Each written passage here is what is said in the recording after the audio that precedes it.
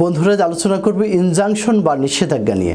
জমিজমা সহায় সম্পত্তি রক্ষায় কিভাবে আপনি নিষেধাজ্ঞা বা ইনজাংশন জারি করতে পারেন আইনগতভাবে।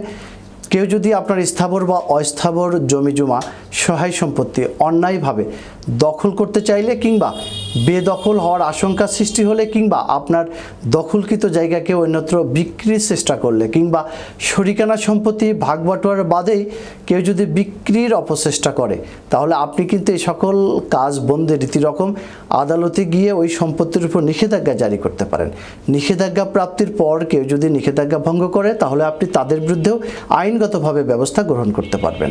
কিন্তু নিষেধাজ্ঞাটা কেন, কখন, কিভাবে আদালতের মাধ্যমে এটা আদায় করতে হয়, সে সকল বিষয়ে বিস্তারিত কথা বলতে আমি PM সিরাজুল ইসলাম সিরাজ প্রামাণিক, আইনজীবী, বাংলাদেশ সুপ্রিম কোর্ট, আজ আপনাদের মাঝে হাজির হয়েছি। তবে মূল আলোচনা শোনার আগে আমাদের ল টিপস বিডি চ্যানেলটি সাবস্ক্রাইব করুন, বেল বাটনে ক্লিক করুন।